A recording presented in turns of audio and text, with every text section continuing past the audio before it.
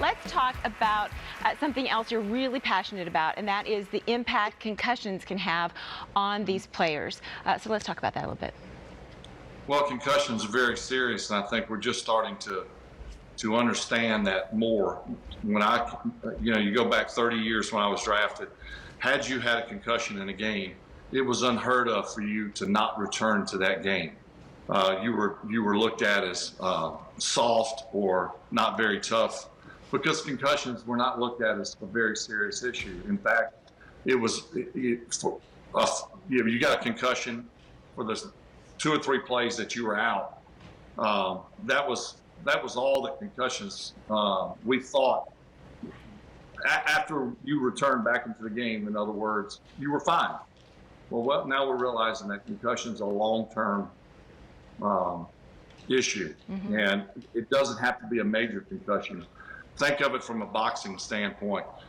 Muhammad Ali didn't get hit with very big punches, but a lot of jabs, and over time, that leads to different types of brain damage, and his speech and Parkinson's was severely hampered. So football, every play, there's banging of the head, and there is no treatment out there for concussions, and there is no prevention. You are going to have a concussion, whether it be the playground, elderly, car wreck, in school, so on and so forth. And so we have to treat that. And so I'm with a company called PrevPro that has a cream that is non-FDA approved. You rub it on the neck, and within 7 minutes, it provides 7 hours of anti-inflammatory protection for whatever activity in which you partake in.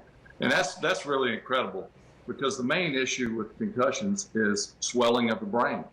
So if you can have an anti-inflammatory in prior to an event, you're doing yourself a huge justice. That's amazing. All right, PrevPro is what it's called. Yeah. Brett, finally, we're in Hollywood, and a lot of folks are binging shows and they're watching movies. My personal favorite movie, at least one of them, is Something About Mary. Can you give us maybe like an inside baseball type story, something about filming that movie, something about being a part of it? Can you give us some Hollywood scoop for our final question?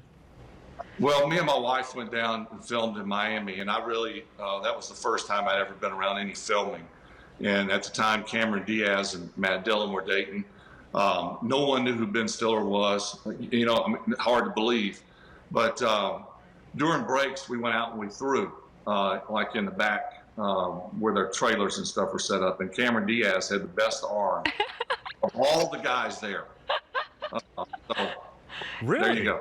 That's a great story. That's a great story. That is awesome. Brett, what an honor to interview you, man. Hope you're doing well in Mississippi, and best of luck for your product there. PrevPro is what it's called.